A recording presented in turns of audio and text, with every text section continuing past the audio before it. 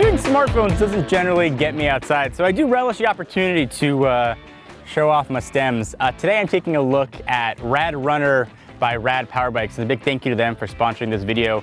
I've been looking for an e-bike for a while.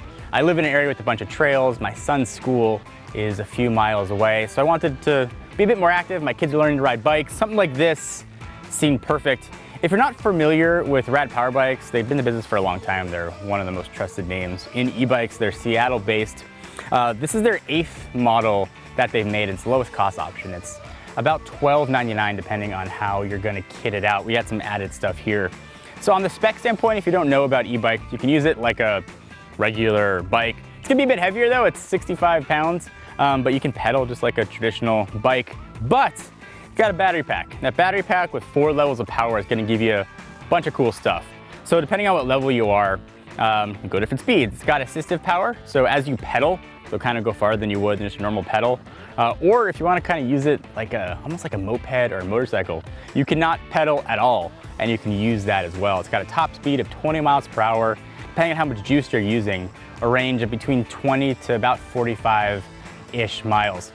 So when you're using it and you're riding it, you can definitely hear the electric motors. There's sort of that electric whir. If you've been in an electric car, it sounds pretty familiar. You've got Kenda tires on here as well. They're kind of like fat tires, so it's really comfortable for city riding or even on some trails. It's really cushiony.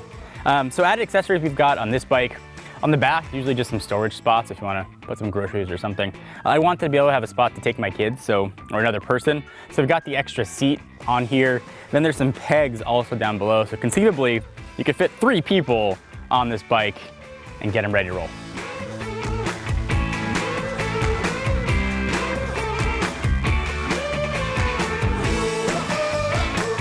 So the power on tap is pretty good. I've only got it on 1 right now, and I'm hauling. You can sort of slow it down, and then as you pedal, you get an instant shot of power. Every time you pedal, it's like hitting a turbo button that you just kind of keep rolling. So I'm on 1 now, we'll kick it up to 2. Full throttle. Oh yeah.